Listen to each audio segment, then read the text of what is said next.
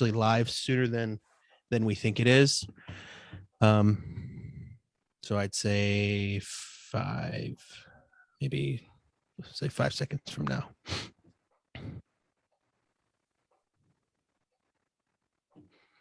All right, it looks like we are live for episode 32 of the Igniting Financial Freedom podcast.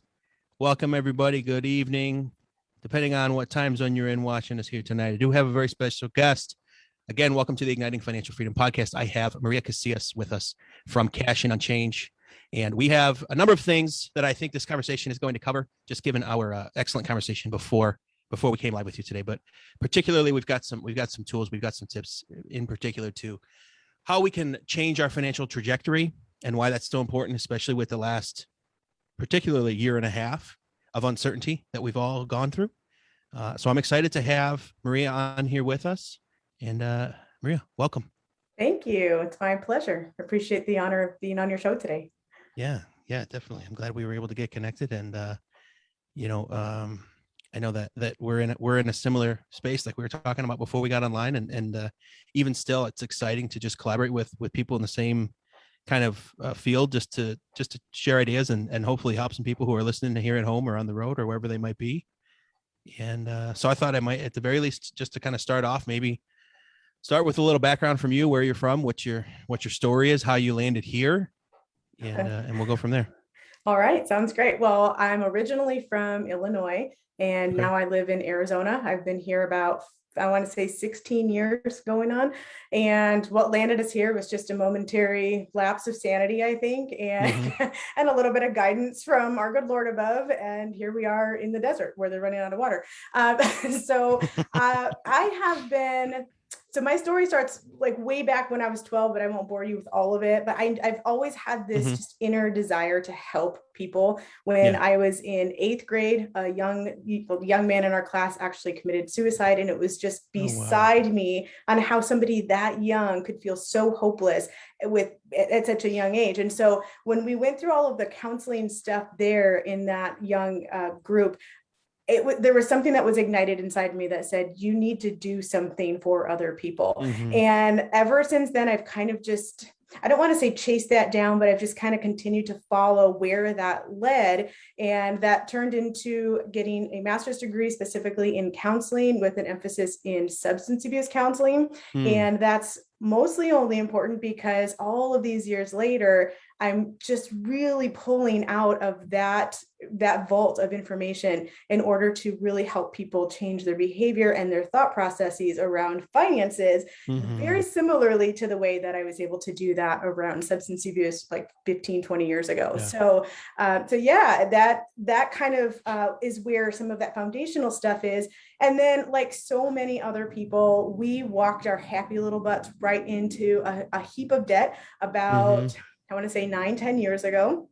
And I know when a lot of people say, oh, well, we found ourselves in this much debt. And I just laugh. I'm like, no, you didn't find yourselves. You put yourselves there, right? Yeah. Like, we woke up one day. That's right. So we did. We walked our happy butts right into that. And we had about $92,000 worth of debt. Some of it was student loans, not nearly as much as I know so many people are just straddled with these days. But some of it was student loans from both of us.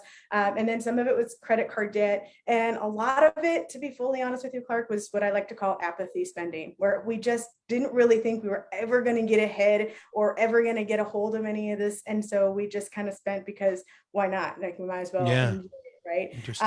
And then we kind of got to the spot where I told my husband, I'm like, because he was always the one who brought in the money after I decided to give up my career to be a stay-at-home mom for a little while. He was the one bringing in the money and I was the one tasked with having to manage it. I know that that's very common, probably among a lot of the clients that you work with.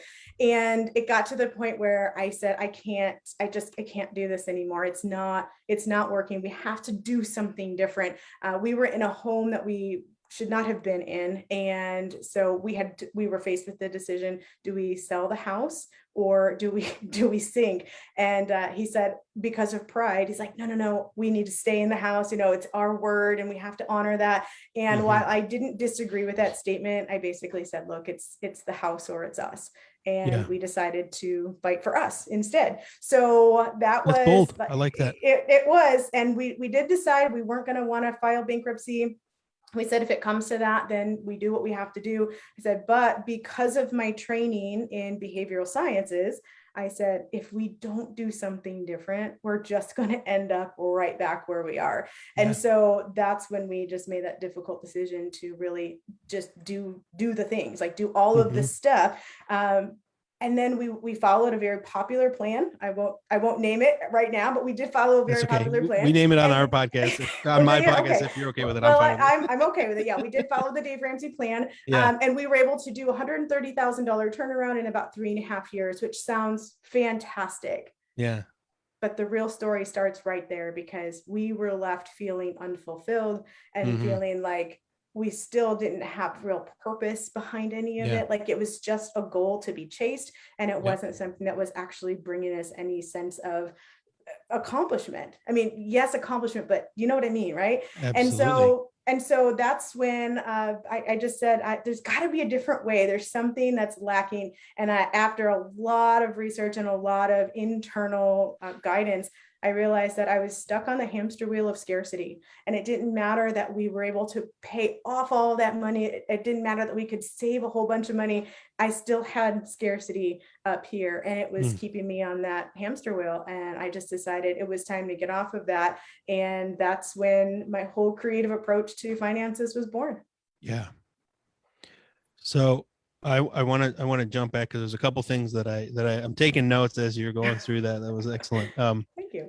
So one of the first things that jumped out to me was that apathy spending. I haven't heard that before, but that's I could definitely relate to that, because there's moments where, and we had a similar story of paying off a bunch of debt, and then right around that 90K, and then proceeded to rack up another batch of about 90,000 once we moved to a new house, and thought we had it all figured out, and thought we had learned our lesson, and then found ourselves in another Dave Ramsey class, 4 years later, like the most giant slice of humble pie you can imagine, right? Like people that are brand new to this, figuring it out, making progress, and we're here like, oh yeah, we flunked.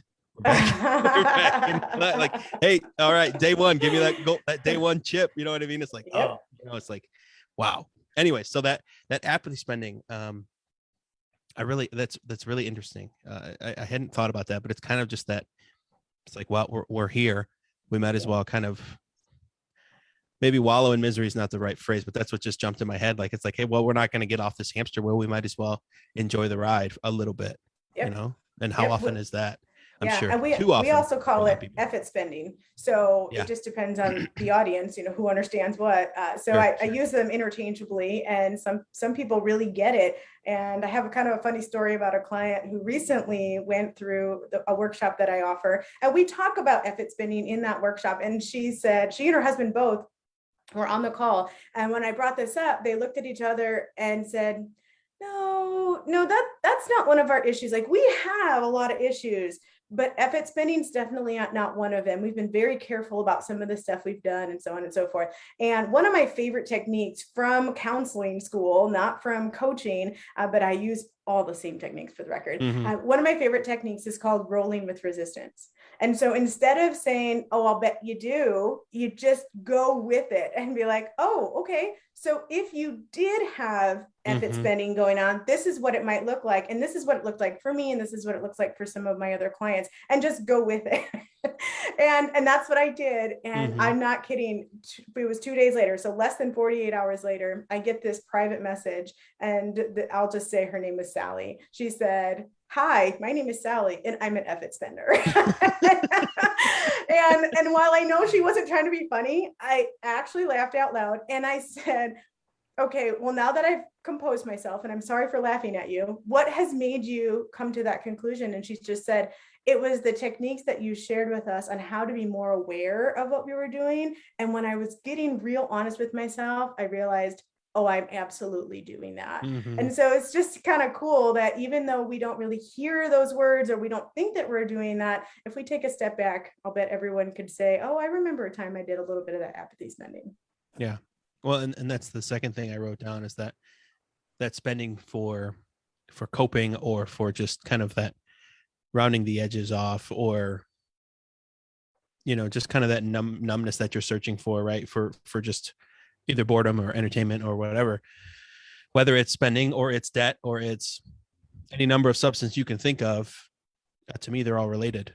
Or even saving. I know that sounds a little bit counterintuitive to people in our field, but unless there's intentionality behind or underneath some of what we do, then it's kind of apathy saving, or apathy debt, or apathy spending, right? It's just like, you don't really care anymore. You don't really have any emotional attachment to it. So it's just doing it for the sake of doing it.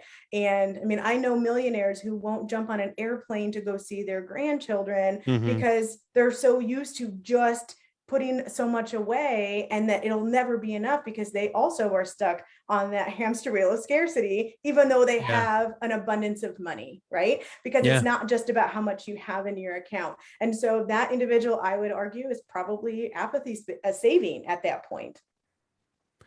Wow. So it's the other end of the spectrum, but still that scarcity mindset of, yes, sir, I won't ever have enough. And actually almost the same thought when you don't have enough money, when you're still in debt pay down mode. It's like, we won't ever have enough, or we shouldn't be spending this. We shouldn't be doing that. And the guilt that's associated with it. Oh, I'm so glad you brought that up. Shoulds and guilt and all of that. I mean, I work on language with people, and we talk about getting shoulds right on out of there. My sister's a singer-songwriter, and she one day, this was years ago, she called me and she said, I'm writing a song called Don't Should Upon Me. And I'm like, I really kind of like that. And I just kind of owned that as my own. I kind of borrowed it from her. And I tell people, don't let society should upon you. It, like, we get so wrapped up in what we should do and how we should think and how we should feel that we're forgetting to do what actually is in our best interest, right? And not actually having that internal guide for ourselves, rather than being externally guided by everything that's around us. Oh, for sure. But that I mean, for me especially, like, I can relate to that, of the external stimuli of having a beer, or smoking a cigar, or the spending of going out to eat. That was always, it still is a big one for me. That tendency's still there. It still creeps up. It's not as strong. And we don't I don't hit that button as often as I used to, but it's still there, right? Man. Yeah. That's so I think maybe that was maybe where I was going with it, is, can you speak to maybe the internal, right? The mental side of, or the psychological side of, whether it's an addiction, or whether it's an overspending addiction, or it's, like you said, an addiction to saving, right? Or that scarcity mindset, right? There's a lot going on. There's a lot going on up here with all of that, right? Yeah, there absolutely is. And I wish I could share with you a screenshot of a picture that I had created. But if you can just picture a circle, right? And that should be pretty simple for your viewers. But at the top of I call this circumstantial outcomes, because I believe that we are all handed certain circumstances, and there's no control that we have over those circumstances. To deny that would be kind of ridiculous. However, I'm going to walk you through this thing that I think happens, this cycle that we all go through. So when we have certain circumstances, we tend to think a certain way about those circumstances, and those thoughts turn into feelings or emotions about the circumstance. Okay. And then we act on those feelings and emotions, and that action or behavior then creates an outcome. And that outcome becomes our new circumstance. But because it's in this cyclical way, and the outcome became our circumstance, and we know we have no control over circumstance, we start to assume that we have no control over this entire pattern. And that's a really not fun place to be. If you feel like you have zero control over something, then how are we able to make any changes to that thing, right? And so what I help people realize is that, yes, there are circumstances that you don't have control over. However, if we can kind of insert, like if you inject, just a little bit of nuance into the thinking piece of it.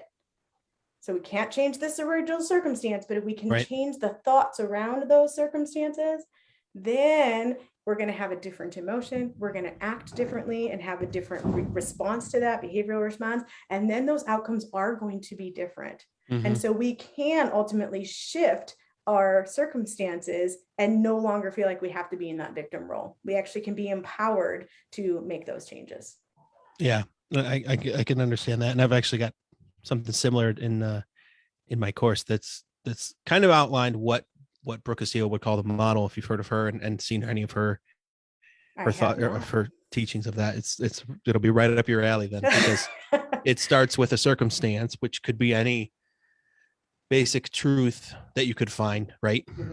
It's 7:26 Eastern, and that could mean any number of things to any number of people. It might mean nothing to most people, but you might have a deadline at 7:30, and that's going to cause some panic. It's going to cause a thought in your head. So circumstance, thought, feeling, action, result. The only thing that's, you can't really control the circumstance for the most part. The thought is really what drives the rest of those three or four below that, the feeling, action, and result. And so for the desire to overspend or drink or eat unhealthy or any one of those things, it starts with a thought of, maybe I'm bored with where I'm at, or I need to be entertained, or I need to disconnect and kind of, unplug from my lousy day or my lousy existence or my overwhelming existence or my stressed out life, and then you want the feeling of, or maybe you don't want any feeling, associated with what you normally feel. So interesting stuff. Yeah. And when you take it even one step further, it's really cool because you start to realize a lot of those thoughts around money are really something that we tend to pick up along the way. So things that we are viewing when we're even just the smallest of children, and we're watching circumstances that are happening around us, and we start to internalize those things. And there are things called money scripts where we start to just formulate this whole thought pattern around money in general, and they're happening at different things called flashpoints, where we're like, we don't even realize that it's happening to us, but this one instance created this subconscious belief in our minds, and we are operating under that subconscious belief. And until somebody can say, well, let's unpack that a little bit and figure out, why do you believe that people who have money, for example, are evil people, or that they're just mean people, or that they're greedy people? And I know not everybody thinks that. It's just a really common example. Right. And so, I know of one story where, and I'd love to say it's my story, but it's not, where a young boy saw his dad. They were outside playing ball in the front yard, and his dad saw a really nice red Corvette pull into the driveway. And it was a doctor who was demanding that the bill get paid. Well, the bill was created because this young boy had just lost a sister. So the mom had had a baby died at birth, and the doctor had come. This is back in the 80s when, doctors still did all that before. So this kid sees his dad yelling at the doctor, can't you understand that we're in mourning? Why would you come here and ask for this money? All of you people are just after the money, right? Everyone who has money. And so even though that dad wasn't necessarily in the wrong, what he was saying wasn't wrong, but it wasn't necessarily true about all people who have money. But that little boy didn't know that, right? So that was a flashpoint for him. He saw that and started to internalize that, even though he didn't realize it. And so now, 45 years later, he's like, I don't know why I think, rich people are just out to get you, but I do, I feel that. And so as we start to unpack some of that, we can then work on that and find examples of people who have a lot of money who actually do a lot of good with that money, and start to retrain the brain to recognize that that's not true all the time.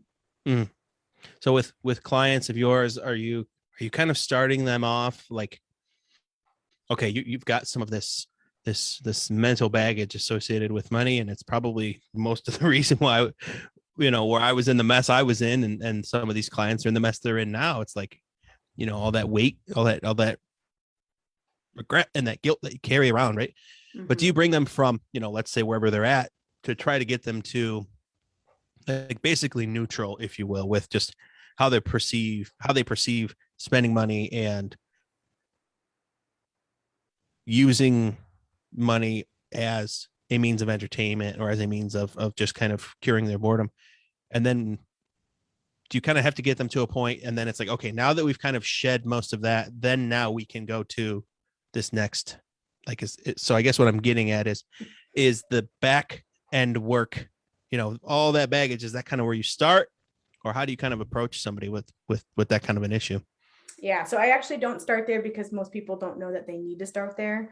And so a lot of people just know that they're feeling like they're on that hamster wheel too, that we talked about. And so they're like, I've tried so many other things. I know how to budget. I'm really good at that. And I find myself not wanting to stick to this budget. And so that's where they are. And I just really believe very strongly in meeting people where they are and getting rid of the guilt, getting rid of the shame. And let's talk about who it is that you want to become. So that's one of the things that I focus on with people is let's really take a strong look at who you actually want to become so that we can have your money tell that story. We want your money to prove it. We want your financial situation to look like who you're trying to become, rather than starting with the numbers that say, well, you've got this much coming in and you have this much going out. Where can we cut?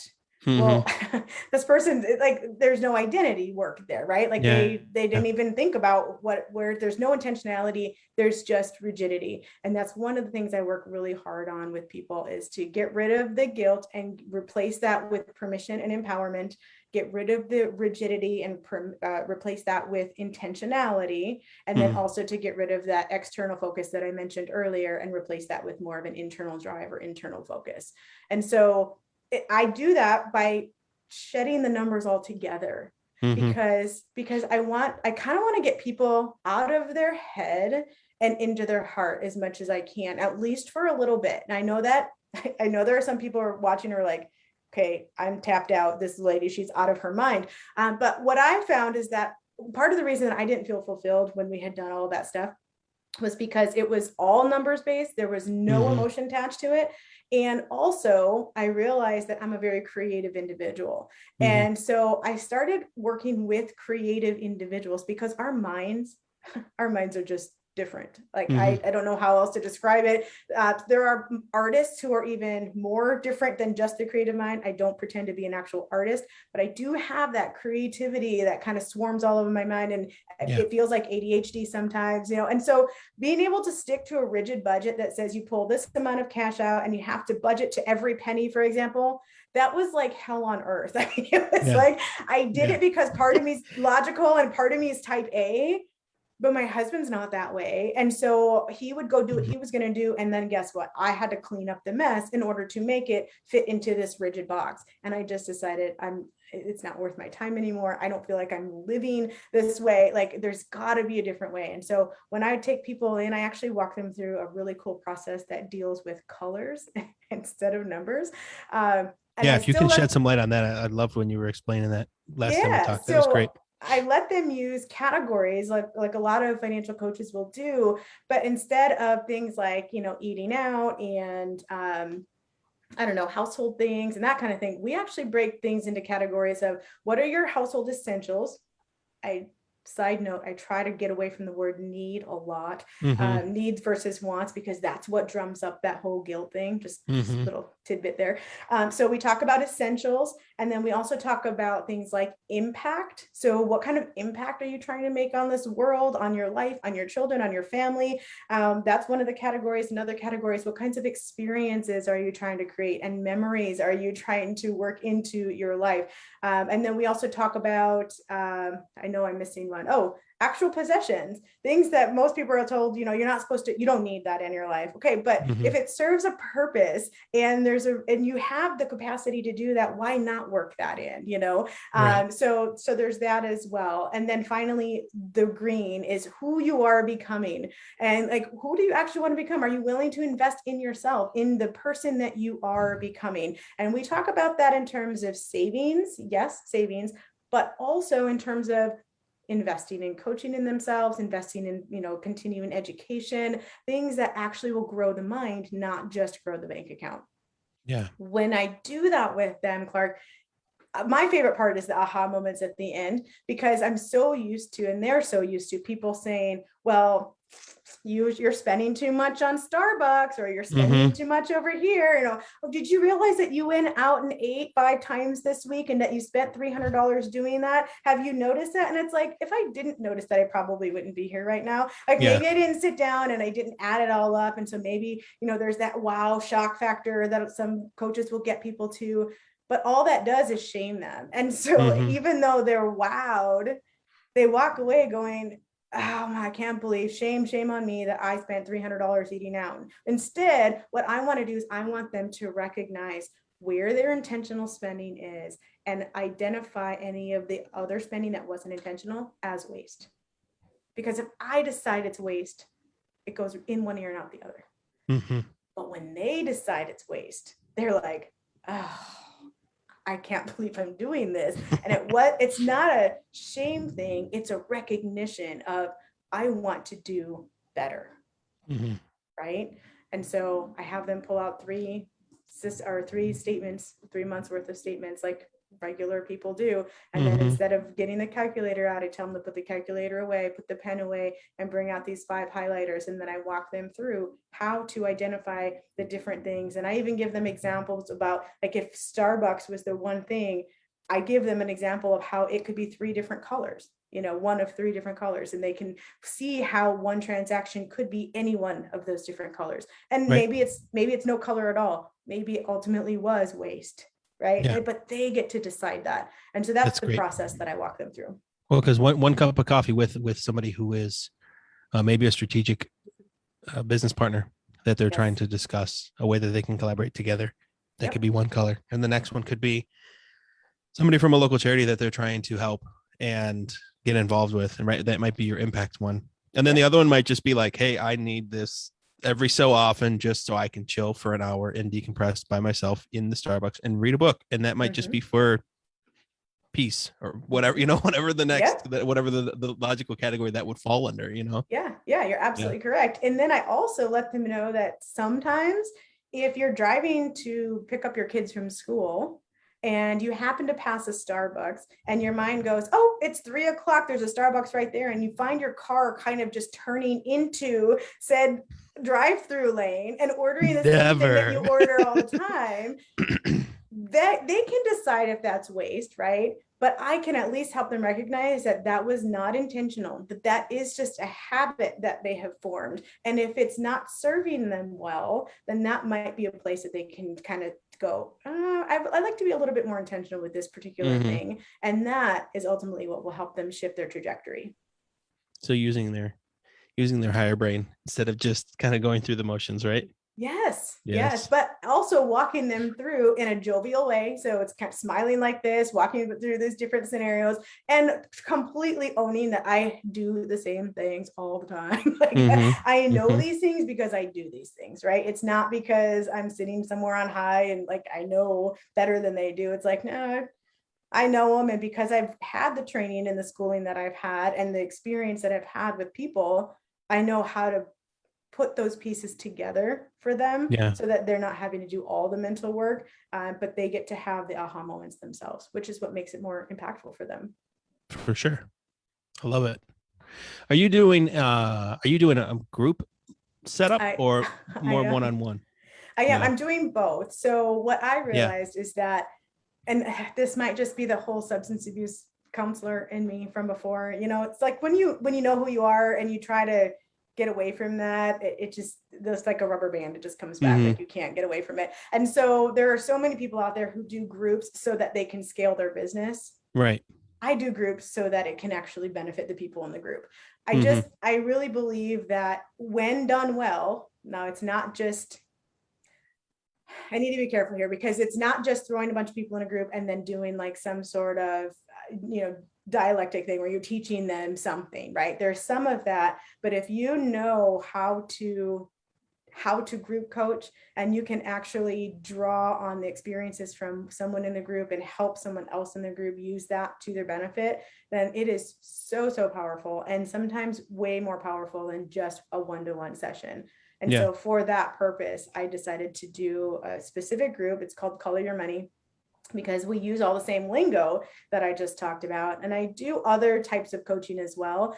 But that's the only one that I do around a group at this time, because it's just so fun. And B, I think it's really impactful for the people in there. That's great.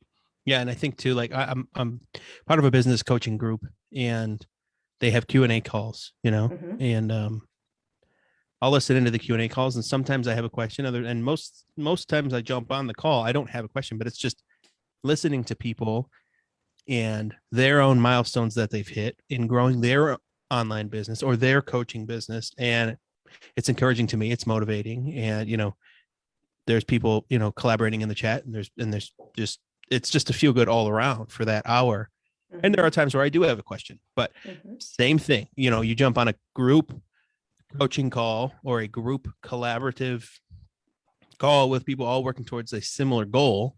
And there's definitely some runoff there, right? Even if I don't speak up that much, I might not even say a word, but people retain that, Yeah, you're absolutely correct. And I think one of the things that really has been beneficial for the people in this group, I had one client reach out the other day and just said, you have an amazing gift of hearing what we're not saying and helping us come to that natural conclusion on our own. And I think part of the reason, I would love to just completely pat myself on the back for that, and I appreciate her saying it, but I think part of the reason that she sees that is because I know sometimes what they're not saying, and I know that I'm not going to be the one, if I say it to them, it's not going to have an impact, but I can know someone else in the group would say the same thing. And I can kind of draw that out of person B, and then person A is like, oh yeah, what she said, right? Like, oh, I had that question too, or I have that going on right now too. And they don't know that it's kind of me doing some of that in the background, but having it in a group like that gives me more tools to work with. Not that I call my other clients tools, but you know what I mean, right? Like, because you're speaking to everybody involved, right? And not just the person listening. So for those that, for those listening that, don't like the group setting, aren't comfortable with airing out their laundry, what do you say to someone like that? Well, it depends. Do they want to still like me by the time I'm done saying it, or it would depend on why they say that. Okay, so I don't have a stock answer for just about any question they're going to ask me. It would all come to like, why are they saying that in the first place? So to the person who right now is just uncomfortable airing their dirty laundry, like you say, I obviously do one-to-one sessions with people as well. And I encourage them to become more and more comfortable with airing said dirty laundry, because there's a power in sharing and being vulnerable, and in recognizing that you're not the only one who's walked in that path. And so, I could stay on with them one-to-one for a long time. If it's not going to be what's in their best interest, though, I will absolutely suggest something else. Right. So I think, I don't know if that answers your question thoroughly or not, but absolutely. Get a little tough love, and it's like, it's free, when you can get it out there. Yeah. And speaking of free, that was another thing that crossed my mind too. I'm a very giving person, and yet I really, really believe in somebody having some skin in the game. So I want to make sure that anybody who, like, I've had people who have spent a little bit more than on paper it looks like they could afford.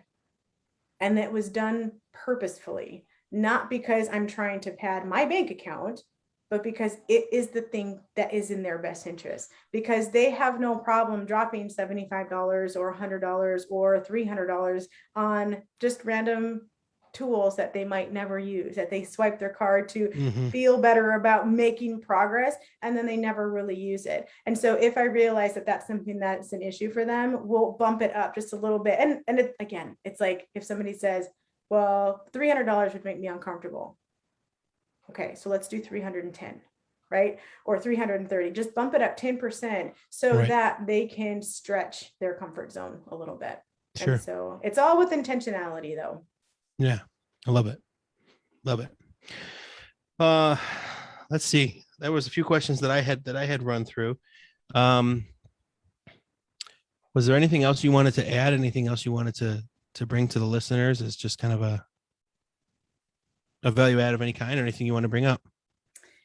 Sure. There was somebody who had said, and I think you actually asked this question too. Someone else had asked me a long time ago, if you could have told yourself something younger, a younger self, what would it be? And I think that's how you phrased the question. But other people have phrased the question differently and said, if you could only do one thing differently, what would you do differently? What's that number one thing, that secret sauce, if you will?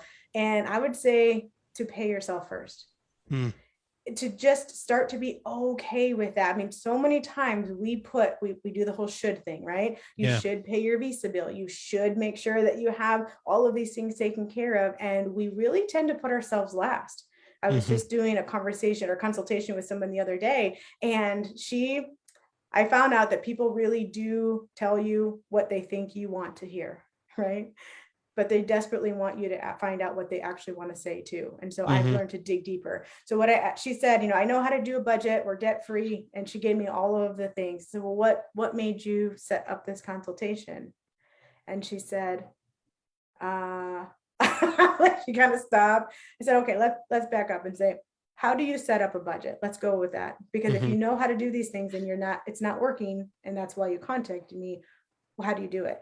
And at just like clockwork, she said all of the things that she thought I was wanting to hear. Yeah. Said, well, I make sure that I pay my bills. I throw my tithe in there. I make sure I do the necessities like groceries and blah, blah, blah. And then I have the spending money at the end. And I asked her, I said, what would it look like? How would it feel if you flipped that upside down? And I'll be honest with you, Clark, I thought for sure she was going to be like, I want to throw up. Like, that's what it would do to me. Right. And you could hear, this was a phone conversation. It was not Zoom, but you could hear her exhale. And she said, oh my gosh, that would lift so much off of my shoulders.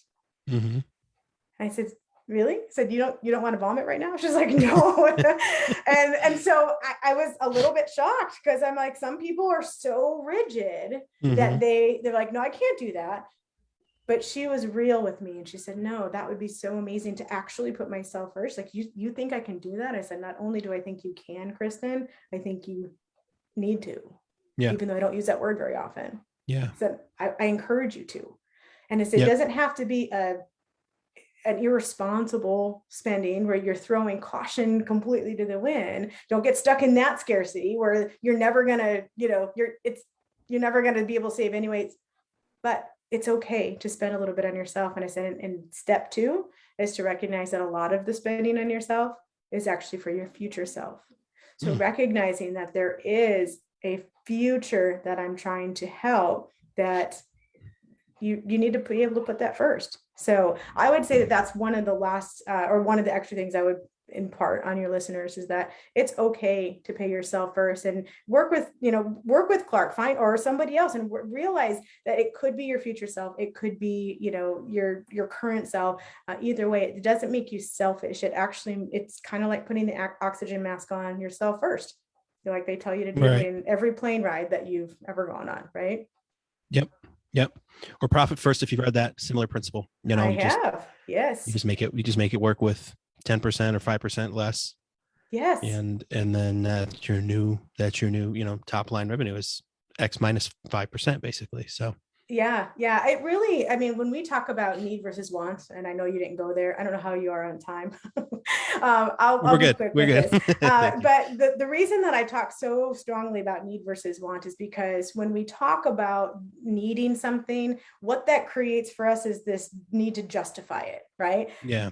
And the reality is, we're human beings. We're very creative people. We can justify our way into or out of anything that we want.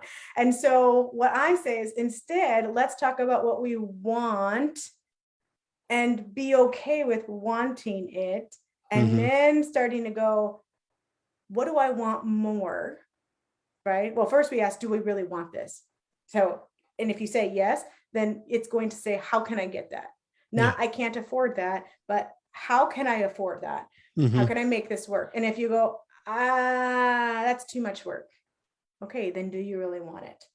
And if the answer is no, then say, okay, then it's okay to say you don't want that. You don't want, retirement is one of the biggest examples that I have for that, because people have been told their entire lives that they want to retire.